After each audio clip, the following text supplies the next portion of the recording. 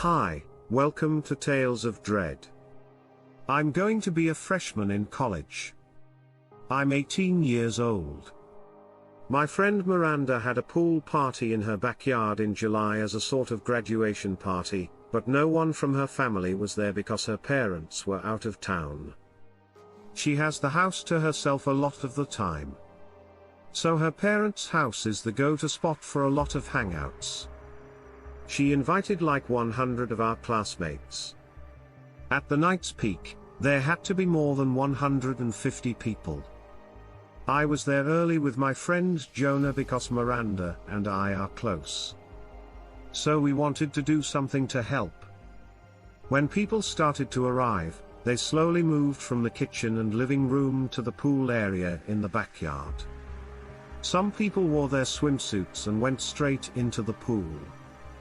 Some people just jumped in their underwear, and most people just stood around the pool. At one point, she has a huge backyard. We didn't know everyone at the party, so it was clear that people had brought friends from other schools. Miranda was getting angry because she had made it clear that she didn't want random. In fact, it seemed like people we didn't know just pushed their way through the gate without being with anyone from our school or grade. We couldn't do much because the party was already too wild to easily control. Miranda did remind us in our class photo not to bring any more random people or they would be asked to leave. After that, around 1 AM, the problem seemed to be getting better. Multiple complaints from neighbors forced the police to come to the house and end the party. So they turned off the music and asked 99% of the people there to leave. All but a few close friends, like some of Miranda's girlfriends, Jonah, me, and a few other guy friends, left. We helped clean up by picking up cans and bottles that were empty. We were there until there were only 4 of us left. I'm talking about 3 in the morning. Since it was hot outside, if not later, we went inside the house, where the air conditioning was better, and hung out in the living room, where we kept drinking. We all stopped talking when we heard a clear crack from upstairs. Miranda was the first to ask what it was. We all looked at each other with wide-eyed, half-laughing, half-scared faces. Jonah and I laughed and teased Miranda that someone was in her room upstairs, and she begged us to stop and check it out. So we did. We went up to Miranda's room on the 2nd floor. It was obvious. Then we went to the guest room, which used to be her older brother's room, and found one of our friends, Steve, sleeping in the bed. We went down to tell her that Steve was probably upstairs and passed out.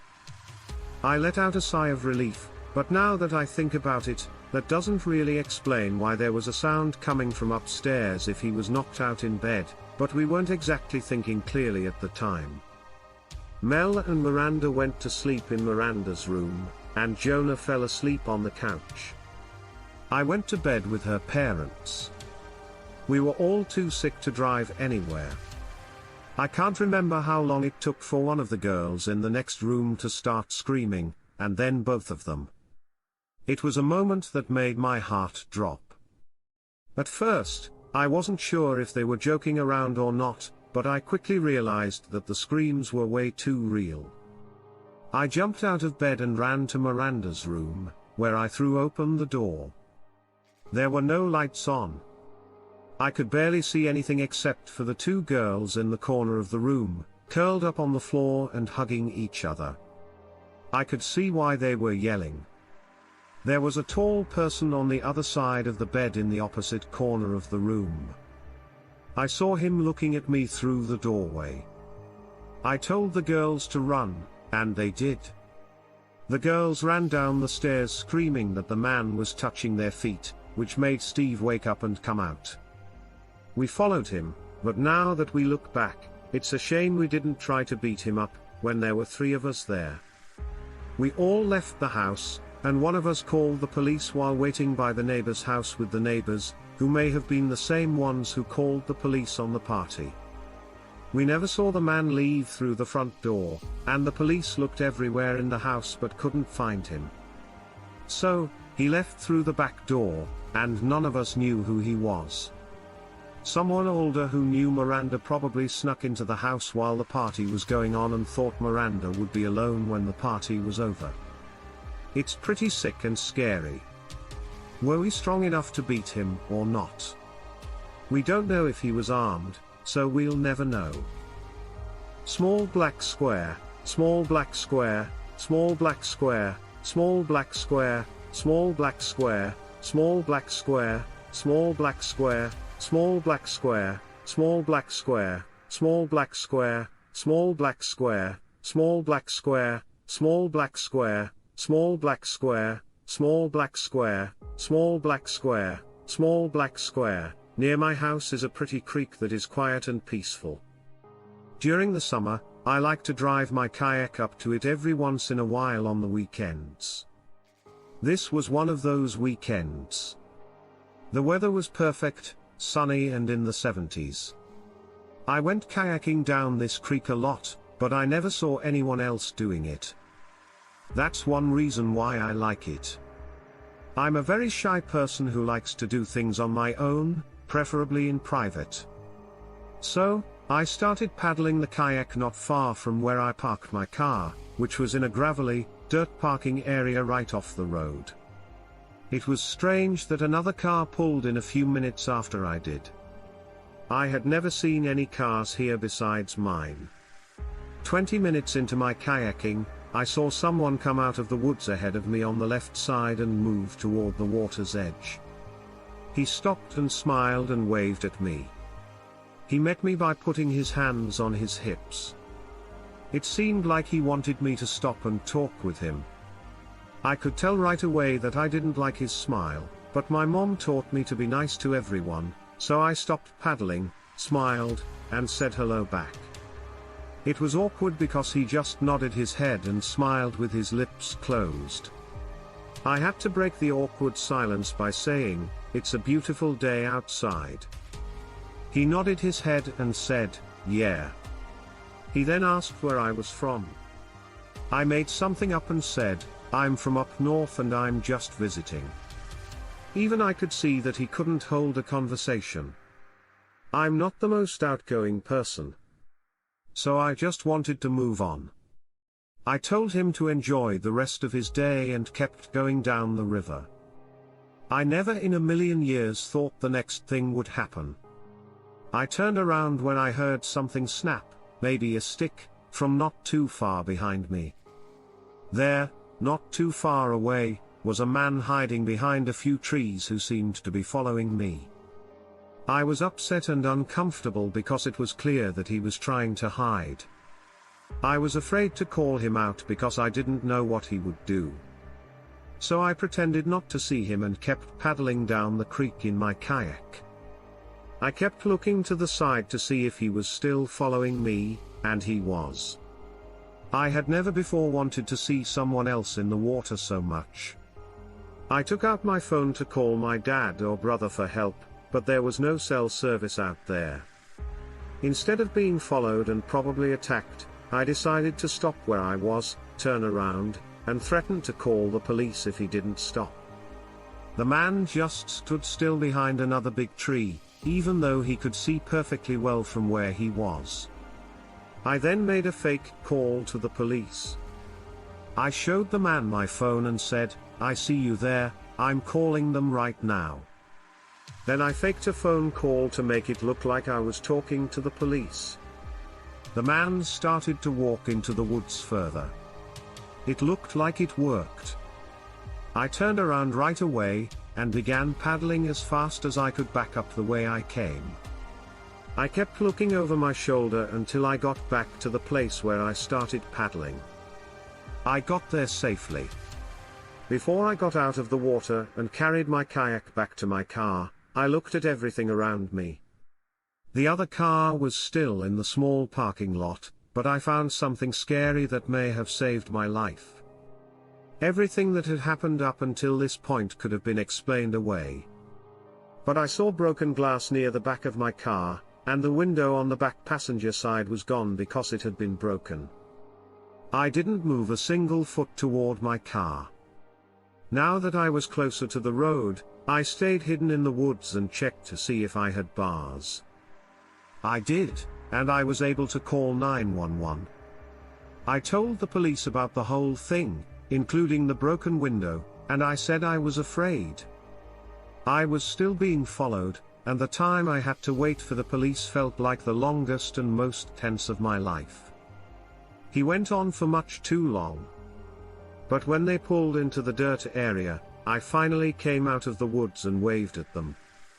When I pointed to the car, 2 police officers got out of their cars and went to where he was. The man from the woods was hiding in my car's back seat, waiting for me to get in so he could grab me. It was so great to see him get arrested. He wasn't smiling at all anymore. I looked at him because he almost didn't look at me as he was being led to the police car. I'm glad the guy was so stupid that he thought I wouldn't notice all the broken glass on the side of my car.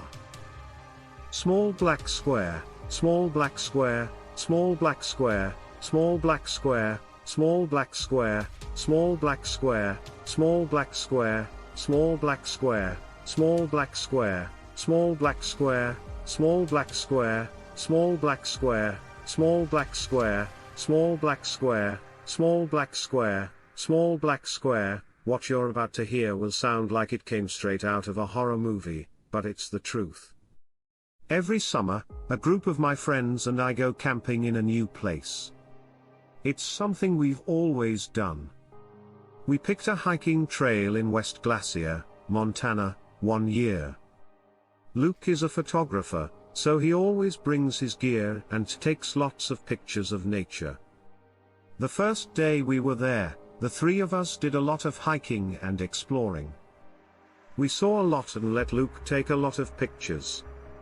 Nothing out of the ordinary happened the first night there. We each had a tent. While the other 2 talked, I was alone in my thoughts. The next day, we went fishing at a nearby river and did a few other things that aren't that interesting to talk about. But on the second night, things started to get strange. We just put out the fire, and we all went to our own tents. We hadn't even gone to sleep yet when we heard sounds coming from the woods. It was very clear that it was a person's voice.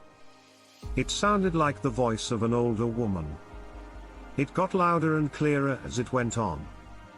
Every 10 seconds or so, I called over to my friend's tent, which was right next to mine, and asked if they heard that. They said someone was out there, so I called back. We could hear her say hello because her voice got so close and clear. I couldn't stop shaking. You might think we're bad people because we didn't go help an older woman, who might have been lost in the woods. But that just didn't seem right, and hearing someone call out hello in the middle of the night in the woods is way too scary. I heard steps coming up to the tent and then stopping. The voice said hello again, but this time it was right outside the tent. When it was this close, it didn't sound like a woman anymore. It sounded like a man was raising the pitch of his voice to try to sound like a woman. When the person outside my tent started violently shaking it, I freaked out and asked him what he wanted. My friend yelled at the person to get away, and the shaking stopped as quickly as it had started. I heard the person's feet quickly moving away. I waited a few minutes before unzipping my tent and grabbing my sleeping bag to go to my friend's tent. Even that short time outside the tent, I thought someone was going to grab me at any second. Now that I was in the tent with them and no longer alone, I felt safer. We didn't know what to think, but we all agreed that it didn't sound like a real woman. Instead, it sounded like a creepy man trying to get us to relax by pretending to be a woman. The question, though, was why he had a gun on him. We didn't think it was safe to leave now, no matter what. We decided to leave as soon as the sun came up in the morning.